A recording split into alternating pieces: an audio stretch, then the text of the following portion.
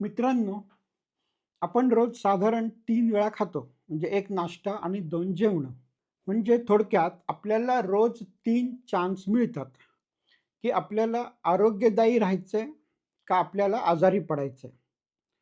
जर आपण आपल्या आहारामध्ये फळं, भाज्या वापरली, साखर, मैदा बंद केला आणि रोज व्यायाम केला, तर आपलं आरोग्य टप्प्याटप्प्याने हळू सुधारत जातं. आणि आपले पैसे पण वाचतात, खर्च वाचतात, आपल्याला त्रास वाचतो आणि आपण आरोग्याकडे हळू-हळू वाटचाल सुरू करतो. तेच आपण दारू चालू ठेवली, सिगारेट चालू ठेवलं, मैदा आणि साखरेचे पदार्थ चालू ठेवले, तर मग प्रत्येक स्टेपवरती आपण आजारपणाकडे आपलं वाटचाल सुरू राहते. त्यामुळे रोज 3 वेळा आपण असा विचार करायचा आहे, की जे मी तोंडात घालतो, ते घालणं योग्य आहे का नाही? हे आपल्या सगळ्यांना कळतं, व्यवस्थित कळतं. कळत नसेल तर पुस्तकं वाचू शकता, मला कॉमेंटमध्ये किंवा डायरेक्ट मेसेज करू शकता, की मी जे खातोय ते चांगलं आहे की नाही? अगदी साध्या गोष्टी आहेत. साखर नकोय, मैदा नकोय, डालडा नकोय, तेलकट पदार्थ नकोयत.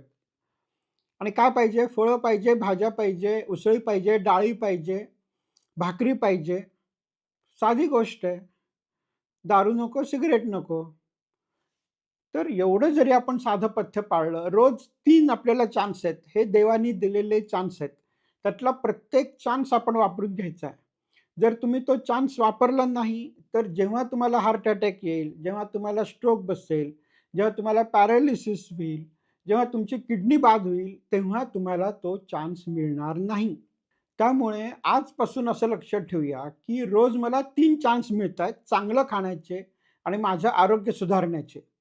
आणि केव्हाही कुठलाही पदार्थ तोंडात घालायच्या आधी एक क्षण थांबा आणि विचार करा, की मी हे खातोय ते योग्य आहे का नाही? आता उदाहरणार्थ मी श्रीखंडाचा चमचा घेतला, माझ्या तोंडापाशी आणला आणि मी विचार केला, की मी हे खातोय ते योग्य आहे का नाही? त्यात साखर आहे त्याच्यामुळे मी हे खाऊ शकत नाही, ते खाणं अयोग्य आहे. तो चमचा खाली ठेवा आणि त्या क्षणी तुमची आरोग्याकडे एक छोटीशी का होईना वाटचाल सुरू होणार आहे. तर हे 3 चान्स रोज वापरा आणि हळू-हळू आरोग्यदायी व्हा. ज्याने तुमचं आयुष्य सुधारणार आहे आणि त्रास कमी होणार आहे.